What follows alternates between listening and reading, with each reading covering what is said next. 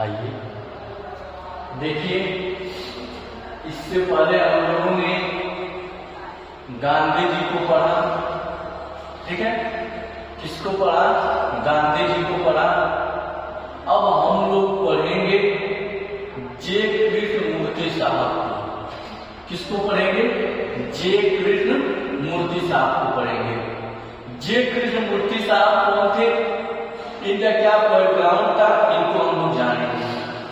देखिए, जे का full form होता है जिद्दू, क्योंकि इनके परिवार की जो उपनाम जो था, अपने नाम के आगे जिद्दू लगाते थे।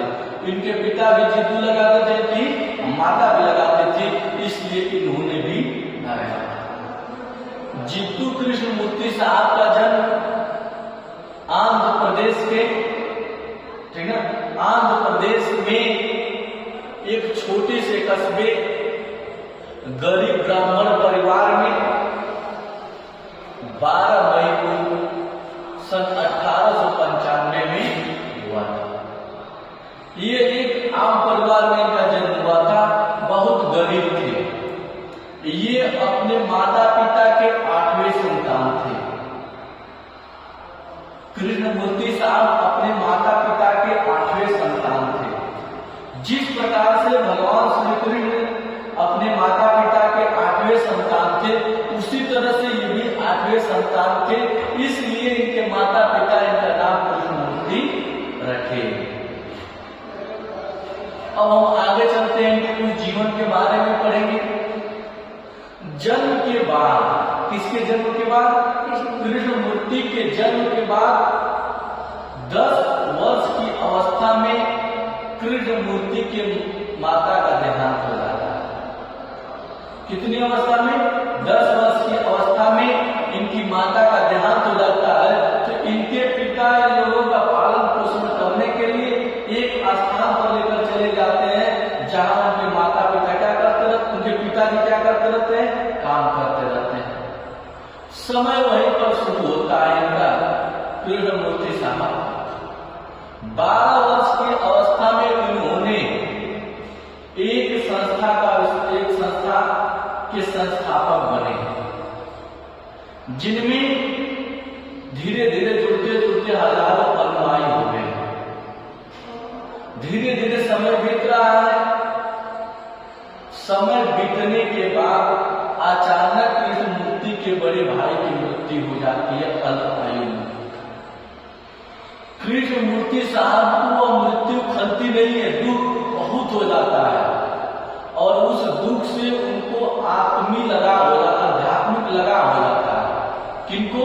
कृष्णमूर्ति साहब अपने भाई की मृत्यु को दुख सह नहीं पाते हैं, और नहीं सह पाते, वहीं इतने गहरे दुख में डूब जाते हैं, उनको आध्यात्मिक लगाव हो जाता है। धीरे धीरे समय बीत रहा है। बीतने के बाद इनको गुरु बनने के लिए, क्या बनने के लिए? उन अनुयायियों के गुरु बनने के लिए कृष्णमूर्ति साहब को इंग्लैंड भेज दिया जाता है। इंग्लैंड जाते हैं। जाने के बाद वहां पढ़ते हैं। पढ़ने के बाद फ्रेंच भाषा भी सीख जाते हैं। उसके बाद जब वो वापस आते हैं, उनको प्रकृति से बहुत लगाव हो गया था। किससे लगाव हो गया था? प्रकृति से उनको लगाव हो गया था। तो किसी बात को उनको दुख होता है, तो वे क्या करते हैं? सबसे पहले एक स्टेटमेंट देते हैं कि कोई गुरु और शिष्य की परंपरा नहीं होनी चाहिए, कोई किसी को भगवान न माने, इंसान। तो इस तरह से यह बातें कह करके अपने 5000 अनुयायियों के सामने और एलिगेशन के सामने उस अपने संस्था जो बनाए थे, क्या कर दिए? भंग कर दिए। भंग करने के बाद किसी ने इनसे सवाल पूछा, कृष्णमूर्ति साहब, अब आपकी बात कोई नहीं मानेगा। तो कृष्णमूर्ति साहब ने एक सहज जवाब दिया कि 1000 अनुयायी रखने से बेहतर है अपने 5 मित्र अच्छे रखिए, जो आपके सुख दुख में काम आए। इसके बाद धीरे धीरे इनकी उम्र बीतती है। सन 1929 में इनकी शादी होती है। शादी से कुछ बच्चे होते हैं, लेकिन शादी भी ज्यादा दिन तक नहीं चलती है। आते आते 32 वर्ष की अवस्था में 1952-53 में इनकी मेहरारू उनको छोड़ करके चली जाती है। इनका भी तो दुख होता है, लेकिन फिर भी यह अपना धीरे धीरे आगे बढ़ते रहते हैं।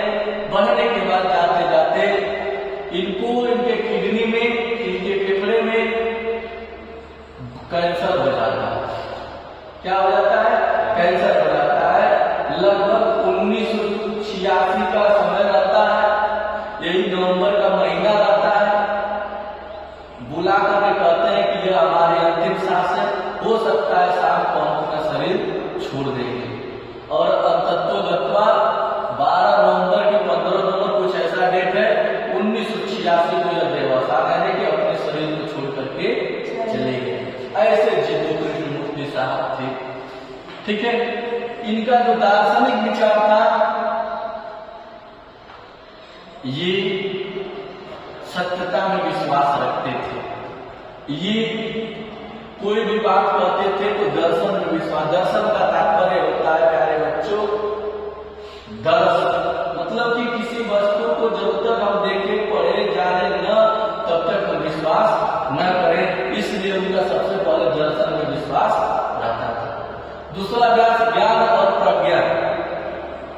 उनका कहना था कि आप ज्ञान ले लिए जरूरी है, लेकिन अपने ज्ञान का उपयोग प्रज्ञा अनुसार करना चाहिए। अपने ज्ञान का उपयोग किसके अनुसार करना चाहिए? प्रज्ञा अनुसार करना चाहिए। देखिए,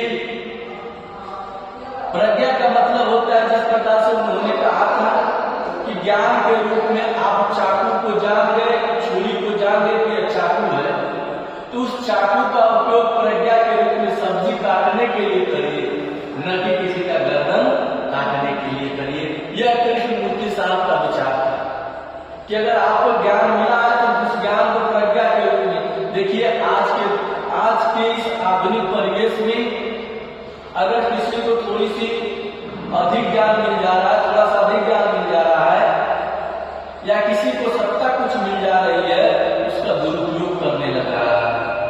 लेकिन कृष्णमूर्ति साहब चाहते थे अगर जिनको कुछ मिला है, उनके मेहनत के बदौलत उसको प्रज्ञा के रूप में उसका क्या करें? प्रयोग करें।